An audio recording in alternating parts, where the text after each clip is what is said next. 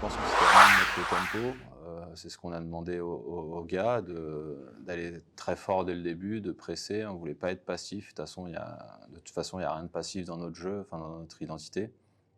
Et voilà, on voulait prendre le match en main dès le début, montrer qu'on était présent, et je pense qu'on l'a fait. Après, je ne sais pas pour Angers comment ils ont préparé leur match, c'est leur façon de faire, et ça, je ne pourrais pas parler à leur place, mais sur ce point-là, nos joueurs ont fait le travail au début pour mettre l'intensité et nous donner du momentum, et je pense que c'était important après la dernière défaite. Alors, donc il y a eu ce lancer de côté avec la cage qui a été bougé. L'arbitre de lui-même a décidé d'aller voir la vidéo pour voir si la cage n'avait pas bougé. Et ensuite, en regardant notre vidéo, on a estimé qu'il y avait hors-jeu sur l'action avant le but. Donc on a appelé du coup un coach challenge après la vérification de l'arbitre, et l'arbitre a estimé qu'il ne pouvait pas avec la vidéo déterminer s'il y avait un hors-jeu ou pas.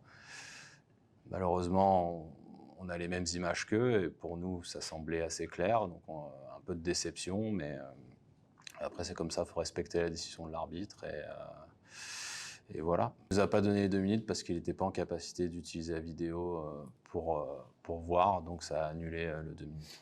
Alors, il faut savoir qu'on a un préparateur mental qui travaille avec l'équipe de Cergy, aussi avec la partie amateur, qui s'appelle Ben Turlure, et qui fait un très bon travail avec les joueurs. Donc, c'est des séances 1 ou 2 fois à la semaine, ou ça dépend. Ils se réunissent, donc c'est confidentiel, ils parlent de choses, ils s'ouvrent, ils parlent de situations, enfin peu importe. Et je pense que c'est très important pour certains joueurs, parce qu'on a aussi des jeunes joueurs, et les accompagner dans leur début de carrière ou milieu de carrière ou même fin de carrière, peu importe.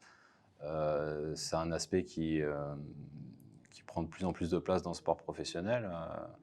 Et je suis très content qu'on ait cette aide-là. Et oui, je peux dire que Ben a vu des joueurs, et je pense que ça leur fait du bien. Après, d'autres n'en ont pas forcément besoin ou n'en ressentent pas le besoin, mais je pense que ça peut pas faire de mal, pardon. Ça peut faire de mal à personne, mais du côté mental, on a essayé de quand même ressouder l'équipe, parce que c'est jamais facile dans la défaite.